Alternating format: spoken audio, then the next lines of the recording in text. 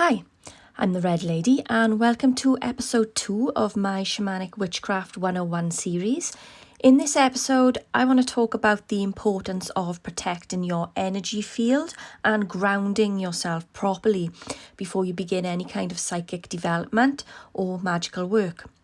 Now, protection and grounding are key beginner elements. If you are a beginner, then I strongly advise that you don't skip this video. This video is designed to explain why you need to do these things and to specifically warn you of exactly what to expect when you begin to develop your psychic faculties and work with different types of energy within the realm of shamanic witchcraft. Now, I'm not the kind of person to sugarcoat anything. Developing your psychic awareness and learning to work with the spirits takes time and practice, and it can be dangerous. It can be dangerous for your mental health if not done in a slow and controlled way. Now, my primary concern at this time is that I want everyone who follows this series to be well informed and perfectly able to protect and ground themselves from the start. And following that, with practice and progression, should be perfectly equipped to deal with any unpleasantries should they arise. Please do like, subscribe and share as it helps me out a lot. Thanks. So for this video, I just want to be clear that the protection element is about psychic protection and protecting your own energy field. The grounding element is about connecting yourself to the earth's energy and learning to bring yourself out of a heightened state of awareness. Now, these two elements naturally go hand in hand, and there are parts of each that will overlap into the other. So I'm going to start with protection and why you need protection and run through some techniques you can use. And then I will talk about grounding and I will give a full explanation of why you need to learn to do this. And I'll give you some techniques. And after that, I'll explain what will happen if you don't ground yourself properly. And that might be a bit of an eye-opener for some of you. My way of doing things is to not just tell you what to do, but to clearly and truthfully explain why these methods need to be learned and employed. Now, psychic protection involves protecting your energy field from outside negative influences that can have an impact on your daily life. Now, this energy can come from negative and disruptive people or the general negative environments that you move in and out of on a daily basis. And that's on a simple level. Now, on a more advanced level, if you're learning to develop your psychic faculties, then you need to include protecting yourself against the negative spirits of people who have passed over and other types of non-human entities who may be particularly disruptive or aggressive and in very rare circumstances dangerous. But that's rare. So not all spirits are this way, of course. Most are going to be helpful or just want to connect with you because they see you opening up these psychic abilities and they find that they can connect with you. And spirits are very curious and interested in people who are developing themselves. And when you start developing your psychic awareness, you are going to become very attractive to the inhabitants of the spirit world. Spirits are going to be drawn to you like a moth is drawn to light. Now, having said that, if you are on this path and it is part of your life's purpose for this lifetime for you to be living and working in a psychic capacity or following the shamanic path or the shamanic witchcraft path, or to be a spirit worker, then you will have been assigned at least one guiding and protecting spirit that is going to assist you on this path. And that spirit is going to be perfectly aware that you are starting out on this journey. Now, some people work with one spirit guide and others will work with many. in any case, this spirit or spirits will have been watching you closely since you were born, and they will be aware that you are beginning to develop your psychic faculties. And so the first thing that you need to do, whether you are aware of these guiding spirits or not, is to put out a verbal call to that spirit or a verbal call to your team with the intention that you ask them to guide and protect you whilst you develop yourself. So you must ask outright for guidance and protection. Now, this is the very first step in connecting to your guide or your team of guides. Just because they are there, you can't just assume they are going to help you. They must be formally acknowledged and they must be asked in a respectful manner. Now, this is essentially you letting them know that you are now aware of them and you're making the effort to introduce yourself. So the easy thing to do would be to ask them now, right now, immediately, and that would work. But the polite thing to do would be to perhaps have a shower, put on some clean clothes, light a candle, and then more formally introduce yourself and ask them for guidance and protection. You know, you wouldn't go out to meet a new friend or go for a job interview without showering, dressing and brushing your teeth for the occasion. And the same applies here. I mean, you can ask them outright without doing these things and it will work.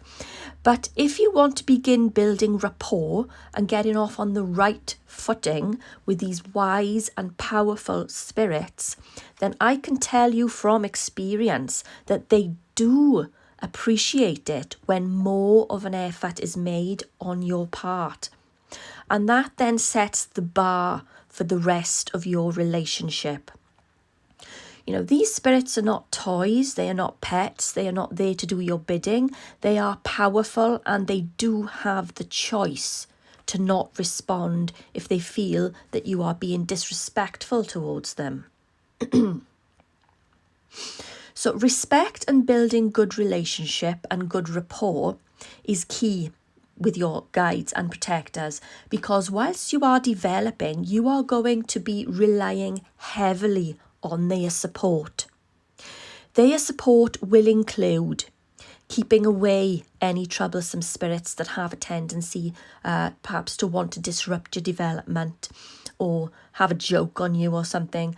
But I can also tell you in truth, like I said, I don't sugarcoat things, that there will come a point where, you know, they may allow you to be exposed to a disruptive spirit or two, just so you could experience what that feels like and learn from it. But the general idea is for you to learn and not be harmed in any way. And so this is all part and parcel of learning to trust your guiding and protecting spirits. Building relationship takes time, and building the trust that goes with that relationship also takes time. So you can think of it as building a relationship with a new friend, but the tricky thing is this new friend or new friends, they don't have a physical body. They are discarnate spirits, and that makes building the relationship far more challenging than if you were building a relationship with a new friend in the flesh.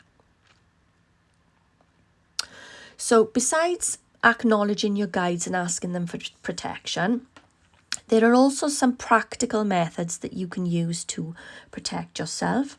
These are also key for a beginner. There are many practical methods you can use that may be outlined elsewhere. Here in this video, I am going to outline a few to help you get started, and as well as making the effort to build rapport with your spirit allies, you should be making the effort to do all you can do to protect yourself as well. These are very simple techniques of cleansing the aura and your personal space. I don't want to dwell too much on clearing your personal space here because I will be doing a separate video on that. In this video, I want to focus on the body and the aura. I've specifically chosen these methods because I don't want anyone to feel like they have to go out and buy stuff. You know, you can easily find these things in your garden or your kitchen cupboard. And if you don't have them, then you could easily, you know, ask a good neighbour if you could borrow something. Water. Now, water is a natural cleanser. Drink a full pint of water with the intention that you wish to cleanse your aura. This is an instant energizer. Now, I did mention in episode 1 about health management and how some people find it more difficult than others. A lot of people these days are drinking far too much carbonated and sugary drinks, and in some cases have an addiction to them because of the sugar or the caffeine content, or both. Try and cut back on these kinds of drinks and drink water instead. Oh, this isn't psychic development, I hear some of you thinking. And I say, oh, but it certainly is. Now, like I said, some people can easily make water their regular drink of choice. Maybe you're already doing it, but for others, this could be a major challenge, because drinking fluids that are bad for your health may be something that you've grown up doing, and breaking that pattern might be really hard for you. I'm not saying to anyone that they should never drink a caffeinated or sugary drink. That would be unrealistic and fruitless. What I am saying is, if you're used to these kind of drinks, then make the effort to cut back and switch to water for the most part. Now, this involves building discipline and willpower. Discipline and willpower are extremely important elements of developing the psychic faculties, and it will absolutely serve you 100% better further down the line in your development if you begin to incorporate self-discipline into your psychic development and magical development routine earlier in your development rather than later. Now, this may be simple stuff to some of you, but this, after all, is a beginner video, and I have to ensure that all bases of importance are covered and to explain to you why they must be practiced. I drink a full pint of water every single morning as soon as I wake up. That is an essential part of my own daily routine. So I do actually practice what I preach. Okay. Salt is another powerful way to cleanse your aura. Take a bath, throw a handful or two of salt in there and completely immerse yourself in that water. If you have sea salt in your cupboard, all the better. That would be the best choice to go for. But if you just have regular salt, then that is perfectly fine to use as well. And it will work for a nice, simple aura cleanse. Simple but powerful. I still use this method regularly. And I would advise in the beginning, when opening up your psychic senses, to take a salt bath at least once a week. If you don't have a bath, maybe you only have a shower, then there are other things that you can do. Now, sound vibration is a powerful cleanser. If you have a bell or wind chimes or even one of those Tibetan singing bowl things, then start ringing them. I don't expect anyone to have a singing bowl, but even if you don't have any kind of bell in the house, then you can use any metal object that might pass for a bell. It's like a saucepan or a spoon or something like that, and ring it. So as you're doing this, it will shift any stagnant energy in your aura, and as a bonus, it'll shift any stagnant energy in your immediate surroundings or the room that you happen to be standing in as well. I don't really use herbal smudge sticks or incense to cleanse neither my aura or my home that often, to be honest. My personal cleanser of choice is sound. And because sound is my personal go-to method, I have invested in a singing bowl for this purpose. And I also have other types of bells that I use as well. So bell ringing does shift stagnant and negative energy from the aura. Another simple method of cleansing the aura is to go for a walk in a natural space. You don't have to walk far. 10 minutes will do, or longer if you want to. If you live in the city, then go to your local park. If you live far away from the park or can't get there for some reason, then just walking outside in a place that has a little green space and getting some fresh air will be sufficient. If it's particularly windy or it's raining, then you can go anyway. The pure elements of air and water will be even more powerful cleanser for the aura. Just be sure to wear appropriate waterproof clothing and footwear. If you're unable to walk, then you can use the other methods I've already described. You can use one or all of these methods, or a combination of them, or the ones that suit you the best. Now, another powerful simple cleanse is oranges. The natural scent of oranges is uplifting, and it can also cleanse the aura. If you have oranges at home, peel an orange. Take your time to deeply breathe in the scent of the orange as you peel it for as long as you feel is necessary. And then, of course, you can eat the orange and get the added bonus of a vitamin C boost as well. So as I said, you can use all of these methods or choose one or two. You can switch them around, try them out, find out what works best for you. The reason I haven't included smudging and dried herbs in this list is because I wanted only to include simple methods, very simple methods, using things that are readily available to you. If you have herbs to use in your garden or kitchen cupboard, that's great news, and I can point you in the direction of my series on using different plants and herbs in your practice. I have a series called Hecate's Garden, and I will put a link below to that playlist if you want to check that out. But for the most part, this is a beginner video, and I wanted to only include very simple yet powerful methods of cleansing the aura, and that will help you keep yourself protected during your psychic development journey. Now let's move on to grounding.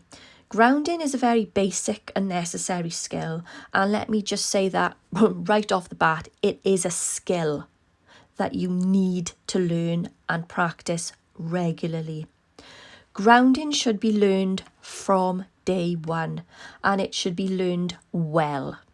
If you do not learn to ground yourself, it can lead to all sorts of psychological problems. Can lead. And so learning this skill is a standard requirement for any magical practitioner, or anyone who practices shamanism or witchcraft will tell you, or they should be telling you, that learning to ground yourself is key. So before I go on to talk about some techniques you can use, I need to explain to you more about this subject. So when you start off on your psychic development journey, your perceptions will begin to alter. You will begin to view the world from a completely alternative angle, and you will begin to experience psychic phenomena. So whether you are using guided meditations or visualizations, or whether you are reading books that are written by spiritual and magical practitioners such as myself or others like me, that alone has the capacity to raise your energetic vibrations or frequency considerably. So when your energetic vibrations are raised, this is known as being in a heightened state of awareness. And there are varying degrees to this heightened state of awareness. And if your vibrations are raised too high, too soon, before you learn how to properly ground yourself, you do have the potential to enter into varying degrees of trance states that you're not ready for. So as a beginner, you would not be ready for. So every single person is different and will develop their psychic talents at a different pace. Some will find it more difficult than others to raise their vibrations and afterwards to lower them again. So some people may find that they can raise their energetic frequency very easily, but may then have trouble grounding themselves afterwards. Everyone's different, and the point of this is that you cannot walk around in your everyday life in a permanent heightened state. It's not good for your mental health. There is the potential to blow a fuse in your crown chakra, and that in turn can lead to permanent serious mental health problems. And this is why grounding is so important. If you are learning to go up, then you also need to learn to come back down. And that is a fact.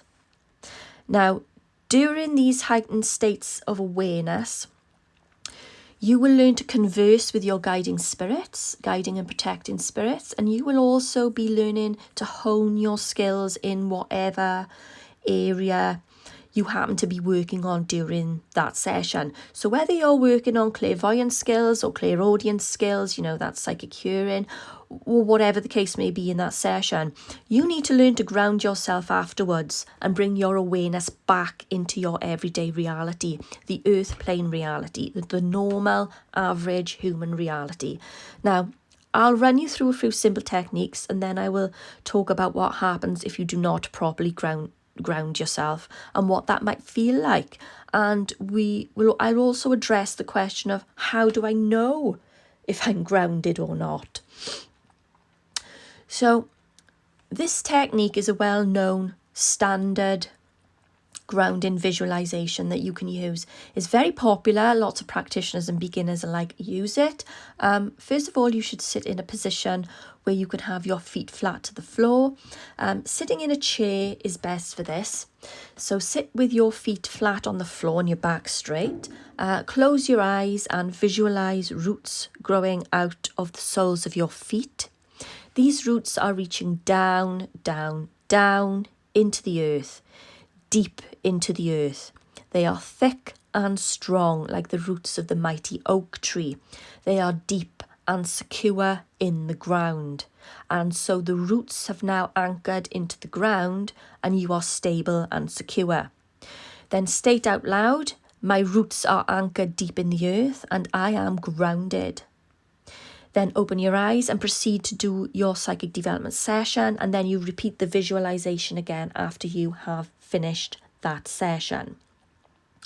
Now, this is a standard grounding visualization that you should use each time you are entering a heightened state. And it's particularly important that you do this after your session. Even if you don't manage to do it before the session, make sure you do it afterwards.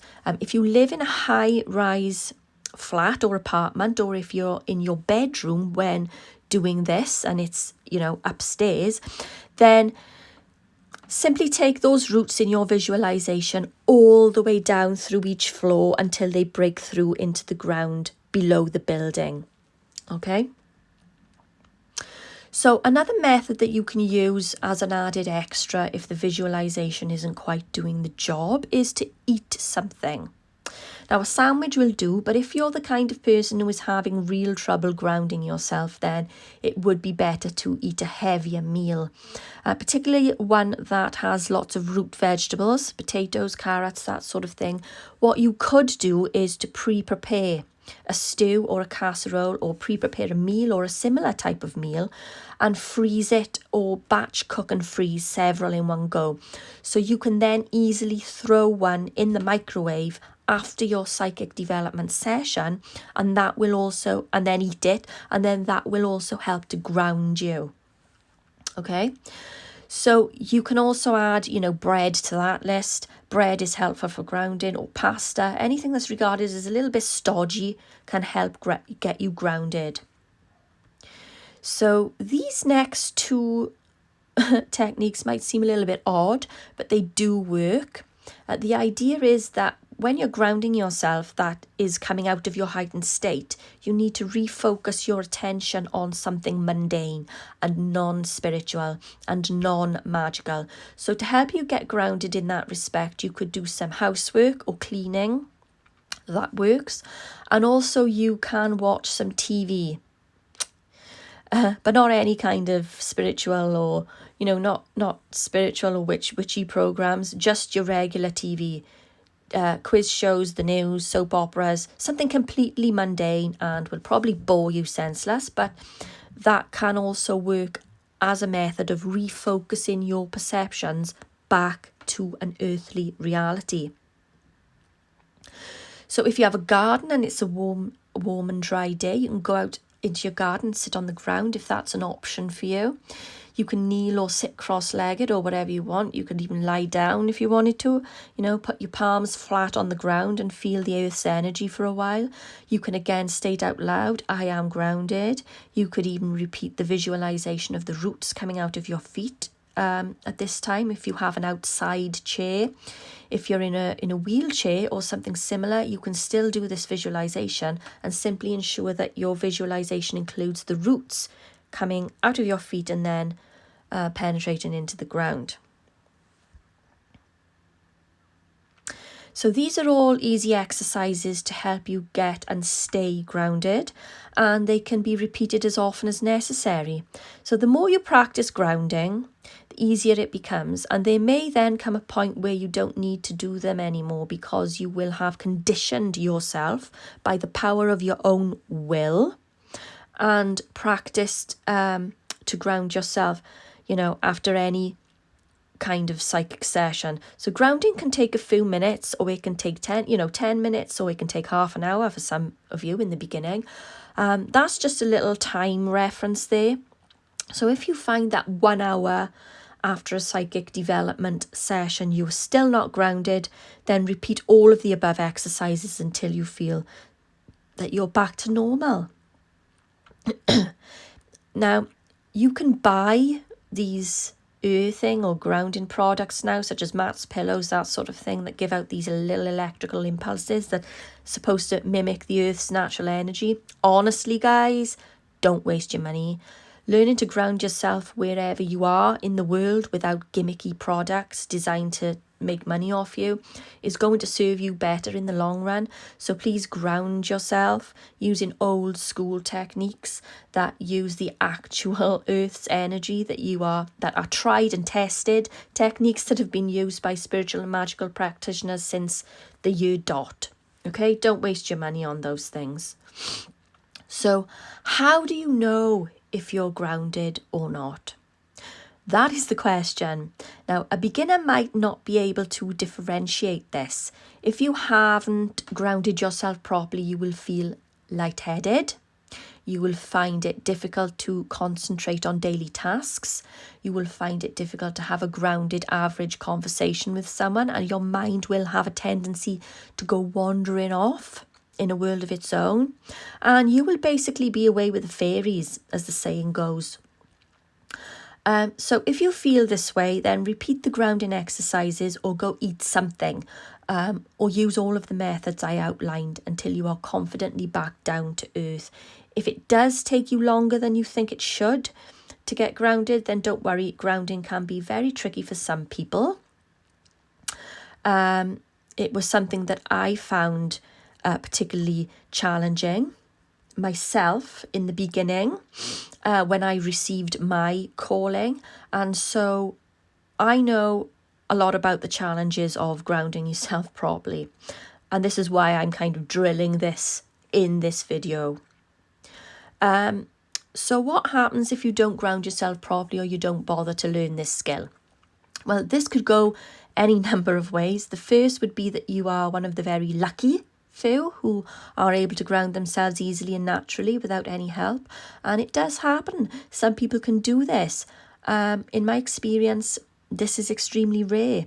Another way this could go is that if you are not grounding yourself properly and remaining in a heightened state of awareness for far longer than is necessary, or for far longer than your brain can cope with, then there is the potential to slip into a state of psychosis.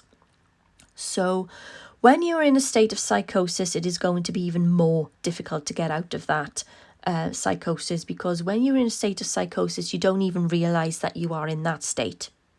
Okay, you may act completely out of character, you may say or do things that seem really strange to people, and you may have to visit the doctor and be temporarily medicated to bring you out of that state.